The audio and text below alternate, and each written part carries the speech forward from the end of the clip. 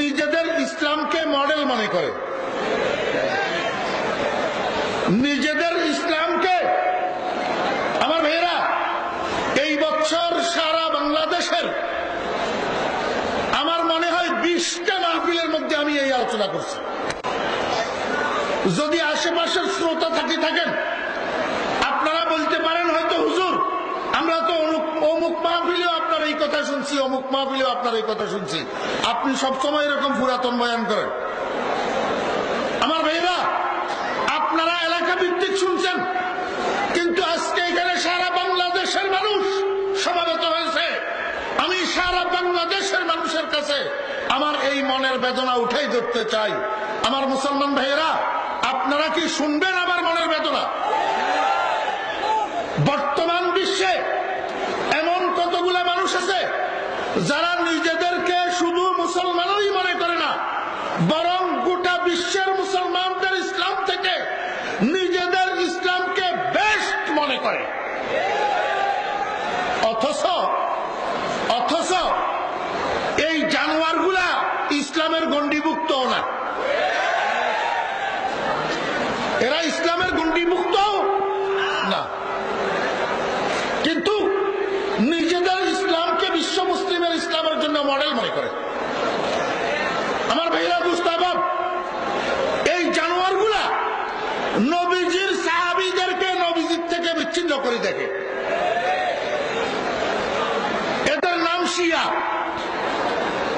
এদের নেতা তথাকথিত ইরানের প্রয়াত নেতা আয়াতুল্লাহ রুহুল্লাহ খুমিনি, এদের দ্বিতীয় নেতা ইরানের সাবেক প্রেসিডেন্ট রাফসানজানি। আমার ভাইয়েরা মুস্তাহাব, আপনারা বাংলাদেশের সর্বস্তরের শিক্ষিত অশিক্ষিত তাওহীদি জনতা এখানে সমাবেত হয়েছেন। আমি আপনাদের সামনে দাবি করে বলতেছি, তথাকথিত এই ইরানি শিয়ারা, এই আয়াতুল্লাহ রুহুল্লাহ খুমিনির অনুসারীরা এবং রাফসানজানির অনুসারীরা, এরা ইসলামের গণ্ডিভুক্ত নয়। কারণ কি? একটু বোঝার চেষ্টা করেন। প্রত্যেক দাবির পিছনে দলিল দেখতে হবে না? প্রত্যেক দাবির পিছনে কি দেখতে হবে? 1998 ইংরেজি, তখন আমি ফেনীর ফুলগাজী আশরাফিয়া মাদ্রাসায় শিক্ষকতা করি। ফুলগাজী আশরাফিয়া মাদ্রাসার জন্য আমি কালেকশন করার জন্য যাইতাম পাকিস্তান, করাচি এবং লাহোর, এই দুই শহর আমি কালেকশন করতাম। রাত্রে যাইয়া জামিয়া ইসলামিয়া, জামিয়া আশরাফিয়া লাহোরের মধ্যে রাত্রে থাকতাম। একদিন অবসর পাইয়া আমি জামিয়া আশরাফিয়া লাহোরের কুতুবখানার মধ্যে যাইয়া ঢুকলাম। সেখানে কোন নায়াব নাদের কিতাব পাওয়া যায় কিনা তালাশ করতেছি। তাকের মধ্যে তালাশ করতে করতে হঠাৎ আমার হাতে একটা বই পড়লো। আমি এখানে কিতাব বলি না, এটাকে কিতাব বললে বাড়ি তালার কোরআনে কারিমের ইহানত হবে। কারণ কোরআনে কারিমও তো কিতাব, কোরআনে কারিমও কি কিতাব। জালিকাল কিতাব লা রাইবা ফি, কোরআনে কারিমের মধ্যে আল্লাহ সুবহানাহু ওয়া তাআলা যেই সাহাবায়ে কেরামের ফজিলত বয়ান করছেন, মানাকিব বয়ান করছেন, আর এই বইয়ের মধ্যে সাহাবায়ে কেরামকে গালি দেওয়া হয়েছে। অতএব আমি সেটাকে কিতাব বলি না, বই বলি। এই বইয়ের নাম হইল কাশফে আসরার। বইয়ের নাম কি? কাশফে আসরার। আমার ভাইয়েরা মুস্তাহাব, ফার্সি ভাষায় লিখিত, উপরে ফচ্চদের মধ্যে, নিচে দিয়া দেখলাম বইয়ের লেখক আয়াতুল্লাহ রুহুল্লাহ খুমিনি। আয়াতুল্লাহ রুহুল্লাহ খুমিনি। আমি খুমিনির নাম দেখি, দপস করি, কুতুবখানার মেজে বসে গেলাম, এই বইটা পড়া শুরু করলাম। পড়তে পড়তে এক সময় আমার গোটা শরীরে আগুন ধরে গেছে, আগুন। আমার ভাইয়েরা মুস্তাহাব, সর্বপ্রথম এই বইয়ের মধ্যে খুমিনির লেখা আমার নজরে পড়লো। খুমিনি লিখতেছে ফার্সি ভাষায়। আপনাদের দোয়ার বরকতে নাউজুবিল্লাহি মিন যালিক, এই কান ধরে বলতেছি, অহংকারের কিছু না, আপনাদের স্যাটিসফাইয়ের জন্য বলতেছি। এই নাদান ফার্সি ভাষা বুঝে, আল্লাহর রহমতে ভাষা বুঝি না বুঝি, এখনো আমার উস্তাদ এখানে জিন্দা আছে। এই মাদ্রাসার হযরত শাইখুল হাদিস শাহ হুজুর দামাত বারাকাতুহুম, উস্তাদুল মানকুল ওয়াল মাকুল, শাইখুল মাকুল ওয়াল মানকুল, হযরত আল্লামা শেখ আহমদ সাহেব দামাত বারাকাতুহুমুল আলিয়া বারাকাল্লাহু ফি হায়াতিহিল মুবারাকা, আমার উস্তাদ এখনো জিন্দা আছে। আপনারা জিজ্ঞেস করেন আমি আল্লাহর রহমতে ফারসি ভাষা বুঝি না বুঝি। সর্বপ্রথম যে জিনিসটা আমি পাইলাম, খুমিনি লিখতেছে, আমি যদি কখনো মক্কা মদিনার উপরে ক্ষমতাশালী হই, আমার প্রথম অভিযান হবে রসুলে খুদার দুই পাশে যেই দুই মূর্তি শুয়ে রয়েছে, যেই দুই বুত শুয়ে রয়েছে, এই দুই বুতকে রসুলে খুদার পাশ থেকে উঠাইয়া, রওজায়ে আকদাস থেকে উঠাইয়া বাহরে আহমর তথা লোহিত সাগরে নিক্ষেপ করা, এটা হবে আমার প্রথম কাজ। আপনারা বলেন রসুলে খুদার পাশে শুয়া রয়েছে যে দুজন বুতনি, কে কে? আবু বকর আর ওমর। খুমিনি লিখছে কেন তাদেরকে সেখান থেকে উঠানো হবে, কেন লোহিত সাগরে নিক্ষেপ করা হবে?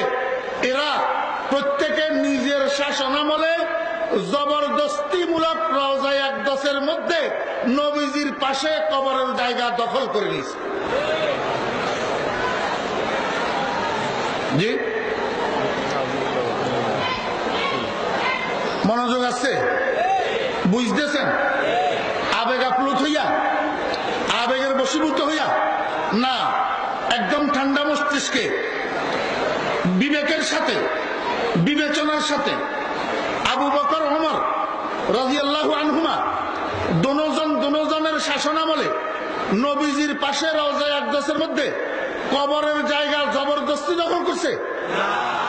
আমার বেরা দোস্ত আবাব, আবু বকর আর ওমর যে নবীজির পাশে শায়িত হবেন, আবু বকর আর ওমর যে নবীজির পাশে দাফন হবেন, এই কথা নবীজি জীবদ্দশায় বলে গেছেন। জীবদ্দশায় قال النبي صلى الله عليه وسلم ما من مولود إلا وفي سرته من تربة التي خلق منها حتى يدفن فيها وأنا وأبو بكر وعمر خلقنا من تربة واحدة حتى ندفن فيها।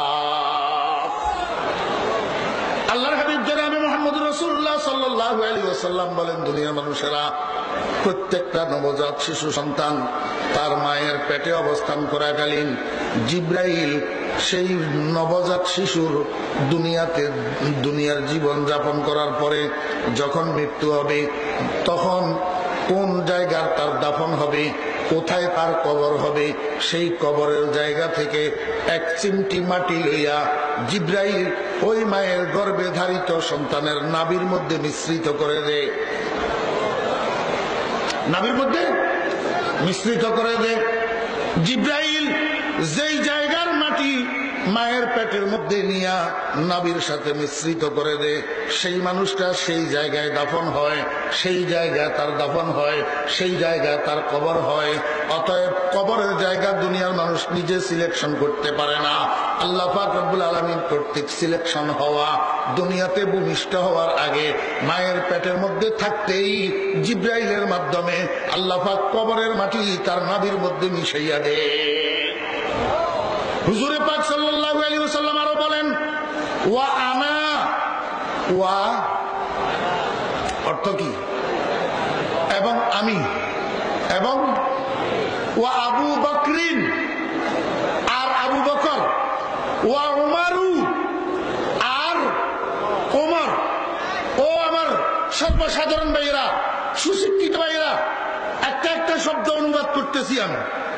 রাসূলুল্লাহ সাল্লাল্লাহু আলাইহি ওয়াসাল্লাম বলেন, ওয়া আনা এবং আমি, ওয়া আবু বকরিন এবং আবু বকর, ওয়া উমারু এবং ওমর, খুলিকনা মিন তুরবাতিন ওয়াহিদাতিন, আমরা তিনজন বানানো গেছে আমাদেরকে এক মাটি দিয়া, বানানো হয়েছে এক মাটি দিয়া, হাত্তা নুদফানা ফিহা, এবং ওই এক মাটির মধ্যেই আমরা তিনজন দাফন হব।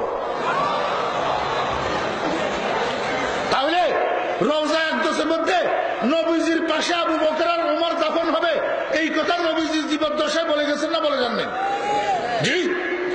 এখন খুমিনি যে কয় আবু বকর আর ওমর আপন আপন শাসনামলে নবীজির পাশে ওই কবরের জায়গা জবরদস্তি দখল করছে, এই জন্য খুমিনি বলে কোন সময় মক্কা মদিনার উপরে যদি শাসন ক্ষমতা পায় সেখান থেকে আবু বকর আর ওমরকে উঠাইয়া লোহিত সাগরে নিক্ষেপ করবে।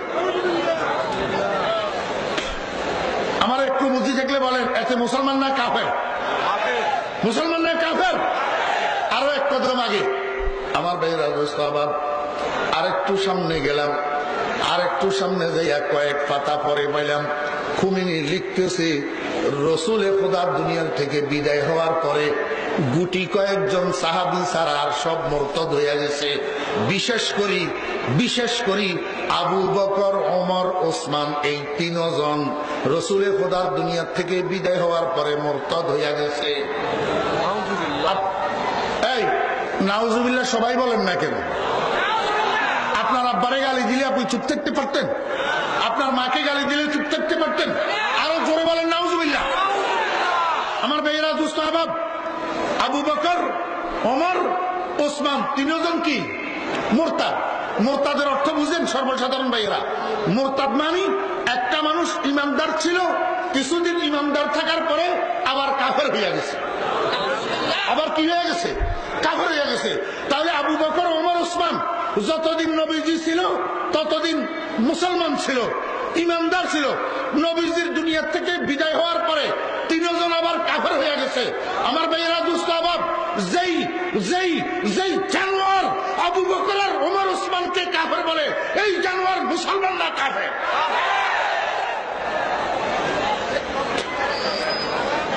আমার ভাইয়েরা দুস্থ আবাব, আমি বলবো আরো একটু বলি, আর একটু সামনে যাইয়া পেলাম, এই জানোয়ার লিখতেছে আমার ভাইয়েরা আম্মা জান আয়েশা সিদ্দিকা রাদিয়াল্লাহু আনহাকে আপনারা চিনেন? আয়েশা সিদ্দিকা রাদিয়াল্লাহু আনহাকে চিনেন আপনারা? কে উনি? কে? নবীজির স্ত্রী। নবীজির স্ত্রী। শুধু স্ত্রী না, এই পৃথিবীর মধ্যে যত মানুষ ছিল সব মানুষের চেয়ে নবীজির নিকট সবচেয়ে প্রিয় ব্যক্তিত্বের অধিকারিণী। এত বেশি ভালোবাসা নবীজির আর কারোর জন্য ছিল না। প্রমাণ وقيل لرسول الله صلى الله عليه وسلم من احب الناس اليك يا رسول الله قال عائشة। হুজুর পাক সাল্লাল্লাহু আলাইহি ওয়াসাল্লামকে জিজ্ঞেস করা হয়েছে, ইয়া রাসূলুল্লাহ এই পৃথিবীতে আপনার সবচেয়ে প্রিয় মানুষকে?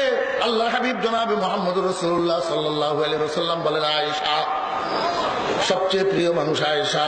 আমার ভাইয়েরা দোস্ত আহবাব, আরো হযরত আয়েশা সিদ্দিকা রাদিয়াল্লাহু আনহার মানাকিব যদি বলতে যাই আমার সময় হবে না।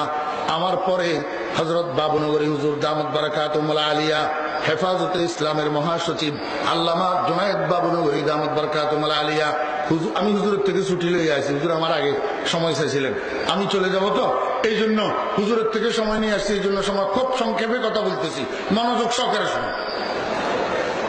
হযরত আয়েশা সমস্ত ইমানদারদের কি বলেন? বলেন বলেন। উম্মুল মুমিনিন, উম্মুল মুমিনিন। রাসূল আকরাম সাল্লাল্লাহু আলাইহি ওয়াসাল্লামের বিবিগণ ইমানদারদের জন্য কি? উম্মাহাতুল মুমিনিন, ইমানদারদের মা। হযরত আয়েশা সিদ্দিকা ইমানদারদের কি? মা। এই জন্য নবীজির দুনিয়া থেকে বিদায় হওয়ার পরে নবীজির বিবিগণ অন্য কারো কাছে বিয়ে বসা ওনাদের জন্য জায়েজ ছিল না। ওনাদের জন্য জায়েজ ছিল না। কারণ কে বিয়ে করবে? যে বিয়ে করবে সে তো ছেলে, ছেলে কেমনে না বিয়ে করবে? কথা বুঝছেন না বুঝেন? অতএব আয়েশা আমাদের কি? মা। আয়েশা আমাদের মা। কার কার মা? হাত উঠান। আয়েশা কার কার মা? সবাই মা। হাত নামান। আপনার দুনিয়াতে মা একজন আছেন, গর্ভধারিণী মা আছে না নাই?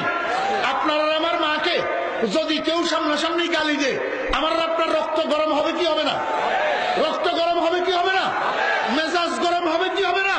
আমার ভাইয়েরা, এই খুমিনি কশফে আসরারের মধ্যে লিখছে আমার মা আয়েশা নাকি তায়েফা। তায়েফা শব্দের অর্থ বুঝেন আপনারা? তায়েফা শব্দের অর্থ নাউজুবিল্লাহ মিন যালিক, নাউজুবিল্লাহ, নকলে কুফর, কুফর না বাসত। আমার ভাইয়েরা দোস্ত আহবাব, আয়েশা নাকি বেশ্যা নাই? কি ঢাকা চট্টগ্রামে যে সমস্ত পতিতালয়গুলো আছে, এই পতিতালয়গুলোর মধ্যে যে সমস্ত বেশ্যা মহিলারা টাকার বিনিময়ে খদ্দেরদের কাছে দেহ বিক্রি করে, আমার মা আয়েশা নাকি এরকম। নাউজুবিল্লাহ মিন যালিক। লেখছে কে? খুমিনি। লেখছে কে? খুমিনি। লানতুল্লাহি আলাইহি, লানতুল্লাহি আলাইহি, লানতুল্লাহি আলাইহি, লানতুল্লাহি আলাইহি। খুমিনি লিখছে আমার মা আয়েশা বলে বেশ্যা। এই খুমিনি, আমার মা আয়েশা যদি বেশ্যা হয় তোর কবরে আল্লাহ পাক জাহান্নামের আগুন দিয়ে ভর্তি করে দেবে। ইমানদার না কাফের? ইমানদার না কাফের? আরো আগে, আরো আগে, আরো আগে, আরেকটু পরে খুমিনি কশফে আসরারের মধ্যে লিখছে, এই মনোযোগ আছে, খুমিনি কশফে আসরারের মধ্যে লিখছে যদি কোন পুরুষ মানুষ যৌন মিলনে দুর্বল হয়, স্ত্রী সঙ্গমে দুর্বল হয়, বাম রানের গোড়ায় আবু বকর লেখি, ডান রানের গোড়ায় আবু বকর লেখি, বাম রানের গোড়ায় ওমর লেখি, যদি স্ত্রী মিলনে যায় তার আর যৌন দুর্বলতা থাকবে না। আমার ভাইরা, দোস্ত আহবাব, ও দোস্ত আহবাব, এইরকম কালি, এরকম কুটুক্তি দুনিয়ার কোন কাফেরও তো এই পর্যন্ত সাহাবায়ে কেরাম সম্পর্কে করে নাই, আবু বকর ওমর সম্পর্কে করে নাই। ও খোদার বান্দারা, আমাকে বলেন এই খুমিনি এবং খুমিনির অনুসারীরা ইমানদার না কাফের? আমার ভাইরা, দোস্ত আহবাব, নিজের ইমান বাঁচাবেন না খুমিনিকে মহব্বত করবেন? এখন কিছু মানুষ খুমিনির সমালোচনা করলে, খুমিনির এই আকীদাগুলো উঠাই ধরলে, খুমিনির কথা বললে উনাদের মনে কষ্ট যায়। আমি আপনাকে জিজ্ঞেস করব, আপনার অন্তরের মধ্যে একটা থাকবে, দুটা থাকবে না? রসমে আশক মিশতে বায়ক দিল দো দিল বরদাশতন, রসমে আশক মিশতে বায়ক দিল দো দিল বরদাশতন, ইয়াজ জানা ইয়াজ জাবা ইস্তে দিল বরদাশতন, না যাওয়া মর্দিস্তে চু জানো সে পারো মাহিয়ার, ইয়ার দারা বুদনো দিল বাসেকন্দর দাশতন। বিয়ে বসবে একজনের কাছে, রাত্রি যাপন করবে আরেকজনের কাছে, স্বামী তোমাকে রাখবে? রাখবে তোমাকে স্বামী? হয় আয়েশার মহব্বত অন্তরে রাখবা, না হলে খুমিনির মহব্বত রাখবা। হয় আবু বকরকে মহব্বত করবা, না হয় খুমিনিকে মহব্বত করবা। তোমার যদি আবু বকরের জন্য মহব্বত না থাকে, খুমিনির সমালোচনা করলে যদি তোমার মাথা গরম হয়, তোমার মতো মুসলমানকে দুনিয়ার মুসলমানেরা মুসলমান বলতে রাজি নাই। কথা বুঝাইতে পারছি না, পারি নাই? আমার ভাইয়েরা, দোস্ত আহবাব, আল্লাহু আকবার।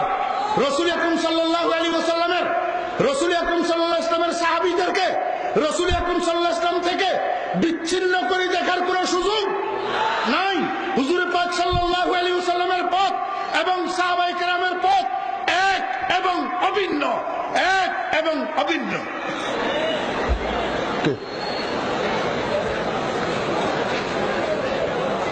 বাগিয়া আমার ভাইয়েরা, দোস্ত আহবাব, হযরত তশরিফ নিয়ে আসছেন। আমি আপনাদেরকে একটা গন্তব্যে নিয়ে যাওয়ার উদ্দেশ্যে এই আলোচনাটা শুরু করছিলাম। আসলে এইখানে এত সময় পাওয়া যাওয়ার কথা না, তারপরেও আমাদের মধ্যে, কথা শুনুন, আমাদের মধ্যে এখন বর্তমানে একটা ফিতনা বাইর হয়েছে, আহলে হাদিসের ফিতনা। আমাদের এই আজকে ইহদিনাস সিরাতাল মুস্তাকিমের দ্বারা আমি আপনাদের সামনে প্রমাণ করতে চাইছিলাম আমাদের কি আহলে হাদিস হওয়া দরকার না আহলে সুন্নাত হওয়া দরকার, আহলে হাদিসের রাস্তা সিরাত মুস্তাকিম না আহলে সুন্নতের রাস্তা সিরাত মুস্তাকিম। আমার ভাইরা, দোস্ত আহবাব, সিরাত মুস্তাকিম রাহে সুন্নাত, না কে রাহে হাদিস। আসসালামু আলাইকুম ওয়া রাহমাতুল্লাহি ওয়া বারাকাতুহু।